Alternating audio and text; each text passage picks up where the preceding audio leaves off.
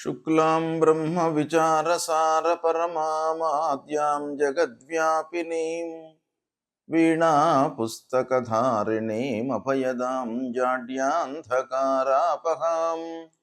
हस्ते स्फाटिकमालिकां विदधतीं पद्मासने संस्थितां वन्दे तां परमेश्वरीं भगवतीं बुद्धिप्रदां शारदां।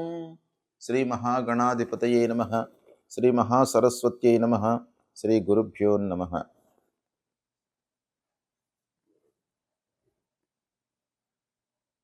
పంచగ్రహ కూటమి అంటే ఏమిటి? ఈ గ్రహాలు ఒక్క రాశిలో సంచరించడం మూలకంగా ఎలాంటి ఫలితాలు ఉంటాయి?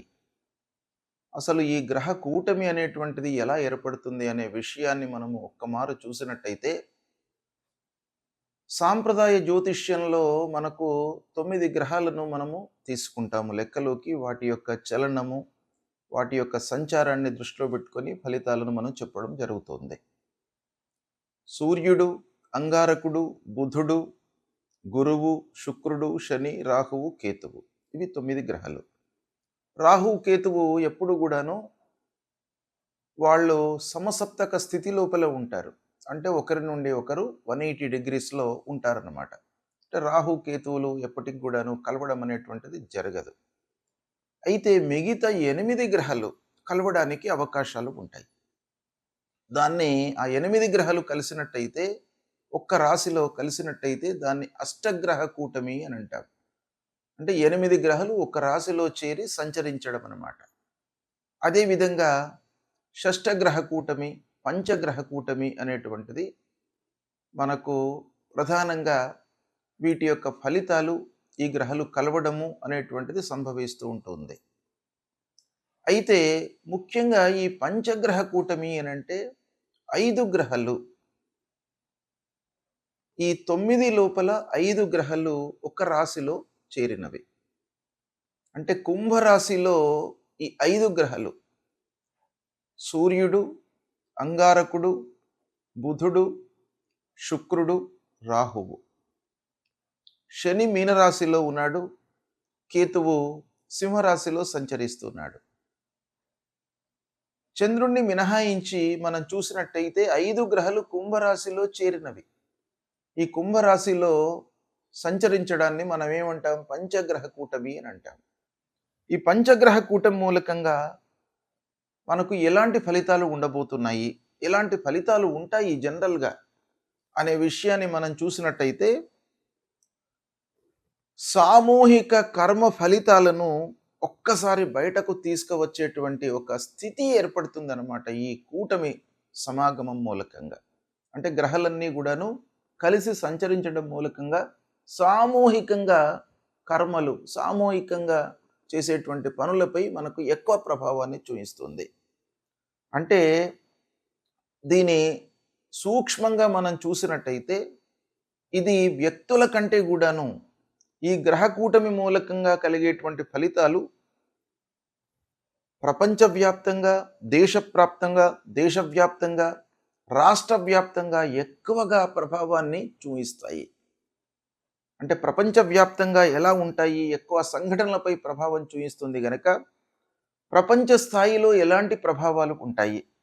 ప్రపంచ స్థాయిలో మనకు ఉండేటువంటి ప్రభావము, సంఘటనలు ఏంటంటే, రాజకీయ పరంగా, రాజకీయంలో ప్రపంచవ్యాప్తంగా దేశాలలో రాజకీయ మార్పులు, ప్రభుత్వాలపై ప్రజల యొక్క అసంతృప్తి, నియంతృత్వ పాలనలకు చరమగీతం పాడడము, అంటే నియంతృత్వ పాలనలు బలహీనపడము, తర్వాత కొత్త రాజకీయ కూటమిలు ఏర్పడము, అంతర్జాతీయ ఒప్పందాలు, యుద్ధాలు, ఉద్రిక్తతలు, వీటిపైన కూడాను చాలా ప్రభావం చూపిస్తుంది. అంటే సరిహద్దు వివాదాలు మళ్ళీ చెలరేగే అవకాశాలు ఉంటాయి. ఆయుధ పరీక్షలు, సైనిక కదలికలు, శాంతి చర్చలతో పాటు ఆకస్మికమైనటువంటి ఘర్షణలు, ఇక ఆర్థిక వ్యవస్థపై కూడాను ఈ పంచగ్రహ కూటమి యొక్క ప్రభావం ఉంటుంది. అంటే ప్రపంచ మార్కెట్ లోపల అస్థిరత అనేటువంటిది చోటు చేసుకుంటుంది. అంటే బంగారము కానివ్వండి, చమురు, డీజిలు, కరెన్సీలపై ఊగిసలాట, అంటే అస్థిరత ఏర్పడుతుంది. కొన్ని దేశాలకు భారీ నష్టం వాటిల్లేటువంటి అవకాశాలు ఉంటాయి. కొన్ని దేశాలకు ఆకస్మిక లాభం చేకూరుతుంది. అంటే ఒక దేశానికి నష్టం జరుగుతుంటే ప్రపోర్షనల్గా ఇంకో దేశము లాభపడేటువంటి అవకాశాలు మనకు ఉంటాయి. అవన్నీ కూడాను ఈ యోగం మూలకంగా సంభవించే అవకాశాలు ఉంటాయి. అంతేకాకుండా ప్రకృతి లోపల వైపరీత్యాలు ఏర్పడతాయి. అంటే భూకంపాలు, అగ్నిపర్వతాలు విస్ఫోటనం కావడము, సముద్ర తీర ప్రాంతాలలో తుఫాన్లు ఏర్పడము, వరదలు రావడము, వాతావరణంలో అతి తీవ్రమైనటువంటి మార్పులు ఏర్పడము, ఇలా ప్రపంచవ్యాప్తంగా జరిగేటువంటి అవకాశాలు ఉన్నాయి. ఇక దేశీయంగా భారతదేశంలో ఎలాంటి ప్రభావం చూయిస్తుంది అనంటే పాలనపైన, రాజకీయాలపైన ప్రభావం చూయిస్తుంది. కేంద్ర రాష్ట్రాల మధ్య అధికార ఘర్షణలు తలెత్తేటువంటి అవకాశాలు ఉంటాయి. కీలక చట్టాలు, విధాన మార్పులు, ప్రజల ఉద్యమాలు పెరిగే అవకాశం ఉంటుంది. దేశీయంగా కూడాను ఆర్థికపరమైనటువంటి రంగం పైన ఎఫెక్ట్ కనబడుతుంది.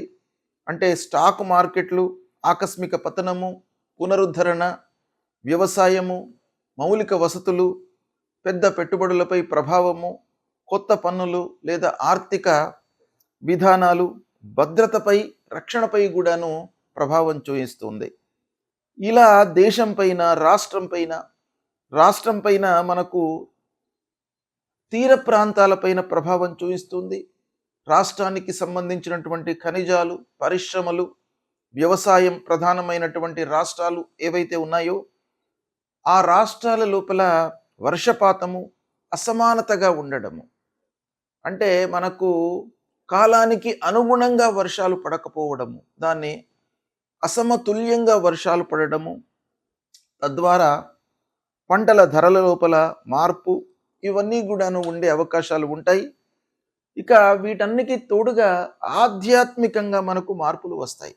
అంటే ఇన్ని కష్టాలు ఒక పక్కన వచ్చే అవకాశాలు ఉంటాయి కాబట్టి సహజంగా మానవుడి లోపల ఆధ్యాత్మికత అనేటువంటిది పెరుగుతుంది. అంటే ప్రజల లోపల ధ్యానము, భక్తి ప్రపత్తులు, ఆధ్యాత్మిక చింతన, తర్వాత పాత సంప్రదాయాలకు సంబంధించినటువంటి విషయాలపై మనస్సు నిలపడము, సంప్రదాయ గ్రంథాలను చదవడము, గురువులను సేవించడము, సాధువులను సందర్శించుకోవడము, ఇలాంటి ఫలితాలు మనకు పంచగ్రహ కూటం మూలకంగా ఓవరాల్గా ఉండే అవకాశాలు ఉంటాయి. వీటి నుండి అధిగమించడానికి మన సంప్రదాయం ప్రకారంగా ఏవైతే చెప్పారో, ఏం చెప్పారు, ఇలాంటి విపత్తులు జరుగుతున్నటువంటి సమయం లోపల మానవులందరూ కూడాను భగవంతుణ్ణి ఆరాధించడము, భగవంతుడికి కావలసినటువంటి జప తపాదులు, హోమాలు చేయడము, తద్వారా ఇవన్నీ కూడాను తగ్గేటువంటి అవకాశాలు ఉన్నాయి. మన హిందూ సాంప్రదాయంలో ఒక ఉత్కృష్టమైనటువంటి స్థితి మానవుడికి ఇచ్చింది. ఏంటంటే కరెక్షన్ చేసుకోవడానికి విపత్తులు సంభవించినప్పుడు భగవంతుణ్ణి మీరు ఆరాధన చేసినట్టయితే తప్పకుండా ఇవన్నీ కూడాను తగ్గుతాయి అనేటువంటిది ఒకటి మనకు శాస్త్రంలో చెప్పింది ఉన్నది. కాబట్టి ఇలాంటివి జరుగుతున్నప్పుడు భగవద్ ఆరాధన, హోమాలు, యాగాలు, స్తోత్ర పారాయణాలు నిరంతరము చేయడం మూలకంగా ఇలాంటి ప్రభావాలు తగ్గి ప్రజల లోపల సుఖశాంతులు కలిగేటువంటి అవకాశాలు ఉంటాయి. శుభం.